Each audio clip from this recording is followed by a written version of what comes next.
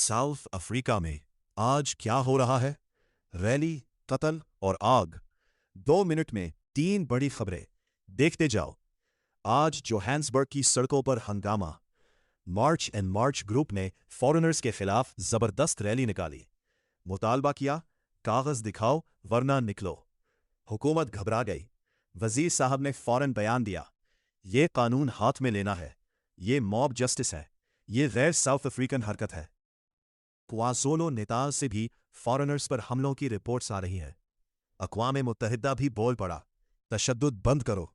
सवाल यह है, क्या साउथ अफ्रीका में एक और जेनोफोबिया का तूफान आ रहा है? कमेंट में बताओ। ईस्टर्न कैप में दहशत। क्वानोजोली के अस्पताल के पीछे खेत से एक खातून की लाश मिली, लेकिन रुको, लाश का सर गायब था। पुलिस को सर कुछ दूर पानी में तैरता हुआ मिला। लाश सड़ चुकी थी, कपड़े पूरे थे। सबसे खौफनाक बात, 1 महीना हो गया, आज तक लाश की शनाख्त नहीं हो सकी। पुलिस आज फिर लोगों से भीख मांग रही है।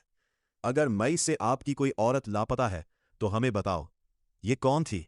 किसने मारा? क्या यह सीरियल किलर का काम है? डरबन की R102 हाईवे पर कयामत।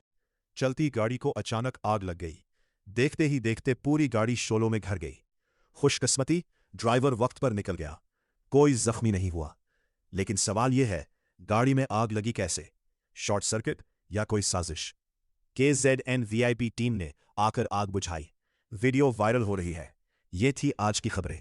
ऐसी अपडेट्स के लिए चैनल सब्सक्राइब करो। अगली ब्रेकिंग के साथ फिर मिलते हैं।